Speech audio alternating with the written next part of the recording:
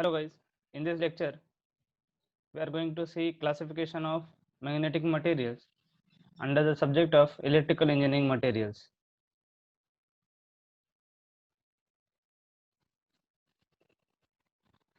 With respect to their magnetic behavior, materials may be classified as diamagnetic materials, paramagnetic material, ferromagnetic material, antiferromagnetic material, and ferrimagnetic material. Briefly, the manifestation of magnetic behavior may be attributed to electron orbital motion, to electron spin, and to nuclear spin. All the three of these causes are representable by equivalent atomic currents flowing in circular loops. These atomic currents are bound to individual molecules. These equivalent atomic currents produce magnetic fields, and aggregate effect of the atomic current in all the molecules of materials specimen may be to produce significant microscopic field.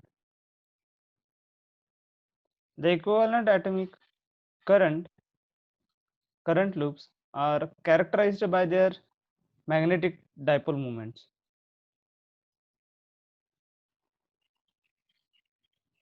Diamagnetism has its origin in the circular charges in the orbits, and hence all materials exhibit diamagnetism. On the other hand, only those materials which possess permanent magnetic dipoles can be only paramagnetic, ferromagnetic, antiferromagnetic, or ferrimagnetic. When the individual dipoles do not interact with each other, then randomly distributed in the absence of the field paramagnetism arises. In the other three magnetic behaviors, there is sufficient interaction between neighboring dipoles.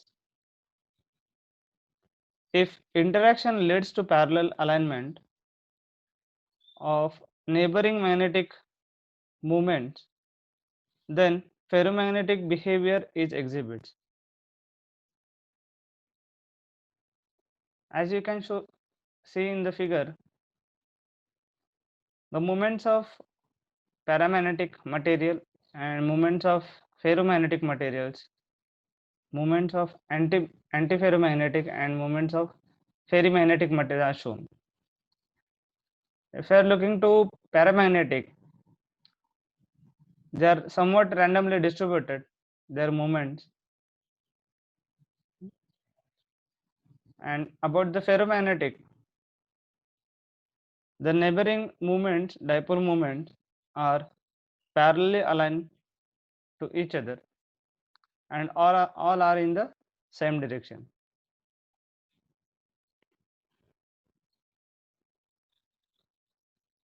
In this case, in the case result is anti-parallel spin arrangement. Anti-parallel spin arrangement means in the figure shown a dipole moment for anti-parallel magnet, that is this one, anti-parallel.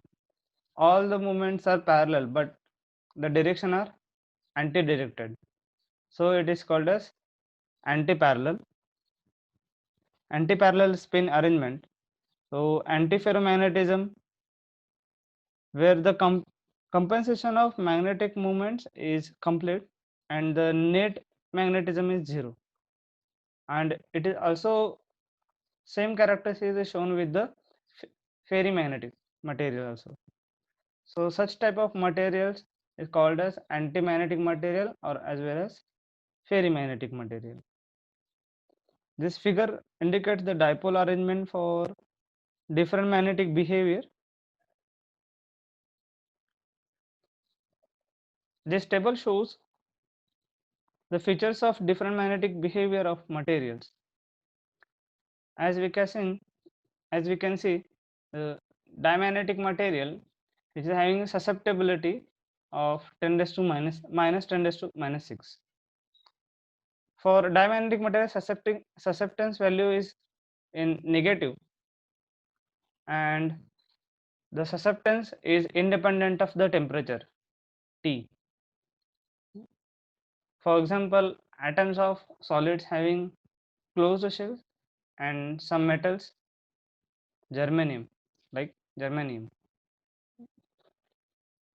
Paramagnetic material having a value of positive 10 raised to minus 5 susceptibility, and it is related with susceptibility is related with the temperature, so it is defined with, it can be defined with the xm, that is susceptibility is equal to C upon T. It is this formulation or empirical formula also known with the Curie law, and example of it of atoms possessing odd number of electrons, ionic crystals. Next one, ferromagnetic. It is having a susceptibility with the positive value, but it's having very large value. And with the example of iron, cobalt, nickel, gadolinium, these are the examples of ferromagnetics. Now, antiferromagnetics, it is it is also having a positive value but small value. So as temperature decreases, xm also decreases. Regarding antiferromagnetic materials, and the examples are salts and oxides of transition metals. And the last one, ferrimagnetic material. Ferrimagnetic material also having a positive value, but the value is large, but not more than related to ferromagnetic material. And the examples are ferrite. Now let's see the dimagnetism. Dimagnetism is a substance which exhibits negative magnetism. For dimagnetics, the value of susceptance is negative. As we seen in the last table, the value of diamagnetic materials shown with the negative values, that is minus 10 raised to minus 16, and it is also independent of intensity of the external magnetic field. It means there is no any effect with the external magnetic field. Such materials are magnetized opposite to the direction of external field, and because of that they are pushed out of regions of the highest field intensity. Now here you can see the physical origin of dimagnetism can be seen from the classical model of atom. This figure shows with the classical model of an atom which is having a single electron. It may be noted that the dipole moment induced in the atom by the magnetic field is opposite to it. Although the model shown in this figure is crude when compared to quantum mechanics model, but the calculation of magnetic moments give results which almost agree with the quantum deduction. As you can see here, one electron is in the orbit which is in rotating in clockwise direction about the nucleus, and that electron having a potential of E with the exerted force. The value of susceptibility for a diamagnetic and ferromagnetic material is given by the relation xm is equals to mu r minus 1, that also defined as magnetic momentum divided by magnetism divided by magnetic field strength, that is m divided by h. The susceptibility of a diamagnetic substances is nearly about with the negative value minus 10 raised to minus 6. So the value of that mu r is nothing but the relative permeability always approaches to unity. The value of susceptibility for a diamagnetic substances can be calculated from the induced dipole moments.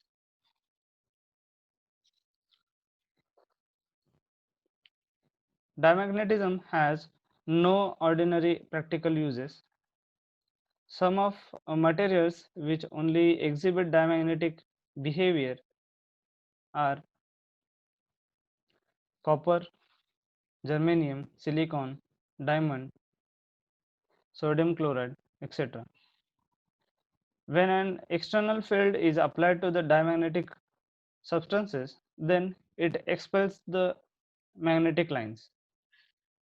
As you can see in this figure A and B is shown. Figure A shows centrally a diamagnetic material is placed, and the line shows the magnetic fields or the fluxes. And if external force or field applied, magnetic field is applied over the diamagnetic material, then this material expels the magnetic lines. So you can see none of the lines is passing through the objects or diamagnetic material. That's why the mu r, that is relative permeability, and the susceptibility getting the value in the negative, which is less than 1. Therefore the BS curve for the substances is shown in the figure B with the value less than 1.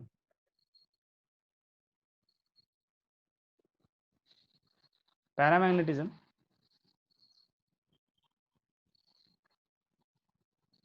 In some materials, the permanent magnetic moments of the atom or ions are acted upon individually with no mutual interaction among them. This effect is called paramagnetism. However, in the presence of the field, the magnetic moments have a tendency to turn towards the direction of the field. If no opposing force acts, then complete alignment of the atomic movements will be produced, and the specimen as a whole would acquire a very large magnetization in the direction of the field. But thermal agitation of the atom opposes this tendency and tends to keep the atomic dipole moments at random. The result is only a partial alignment in the field direction, therefore a weak magnetization and a small positive susceptibility. The effect of an increase in temperature is to increase the randomizing effect of thermal agitation, and therefore decreases the susceptibility.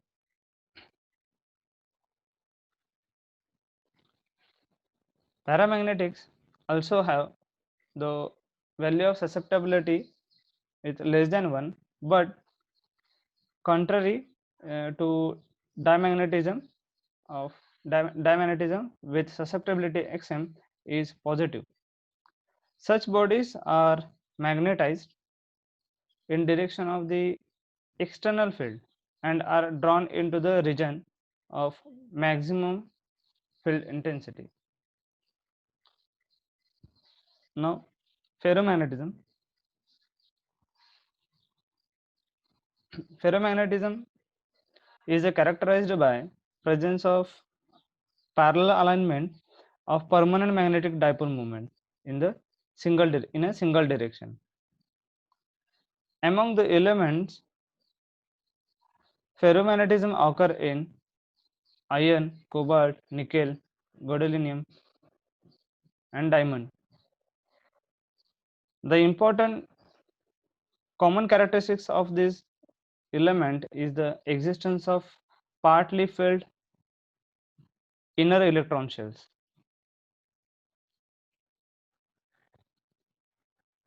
In a ferromagnetic material, magnetization arises spontaneously over large region of material. Importantly, all this happens in the absence of an external magnetic field.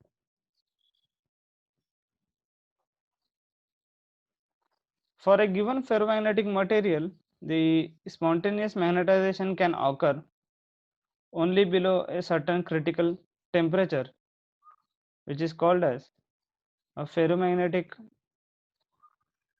Curie temperature, which is indicating by Tc. Well above the Curie temperature, such materials behave like a paramagnetic material and have a well-defined susceptibility given by Curie-Weiss law. Namely, it is of Xm is equals to susceptibility is equals to C upon T minus theta, where C is the Curie constant and theta is called the paramagnetic Curie temperature. Theta is little higher than the temperature Tc. Now, below the ferromagnetic Curie temperature, ferromagnetic materials show marked increase in susceptibility and exhibit the well-known BH characteristics, which displays the familiar hysteresis effect. Starting with the origin, that is specimen B is equals to H is equals to 0. That means from here B is equals to H is equals to 0 from the origin. If H increases, then B at first increases reversely, it increases reversely, that indicating with the OA or 0A from this point origin to OA. As the field H is increased further, then B starts increasing rapidly. After this point A, you can see as H increases, B rapidly increases here, and which reaches at point C. This one here reaches at point C, where saturation sets, and when position D is reached,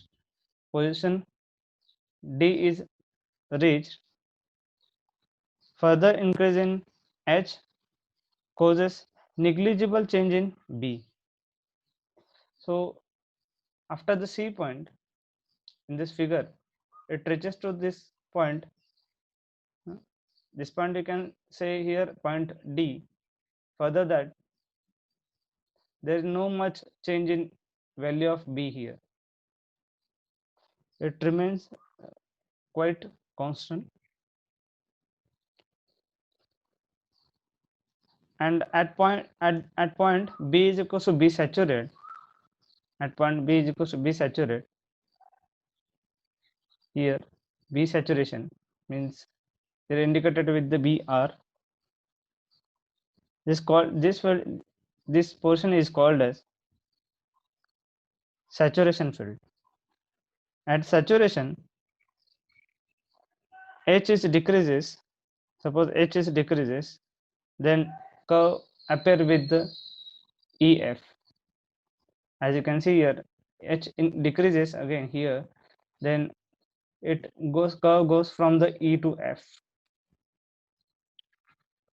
E to F, which results remnant flux density Br, remnant flux density, because here you can see the curve almost here coming vertical, and there will not be much change in H. So B is changing very rapidly with the vertical line. That's why it is called as, this Br is called as remnant flux density Br. Since there is no longer an external excitation, the specimen has become spontaneously magnetized. The magnetization corresponding to Br, so magnetization also can be calculated with the formulation Mr. Mr is nothing but magnetization due to remnant flux density is equal to Br divided by mu 0. Mu 0 is the permeability in the air or the vacuum.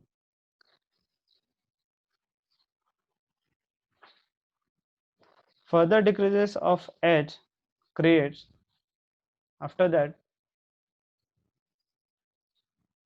in the figure shows, after that point F, further decrease in H, the curves appears with the Fg with the reverse saturation. As we seen in the top, here appears a saturation, same like here again goes with the negative saturation, or it is called as reverse saturation of magnetic flux density. Another reversal of H traces out.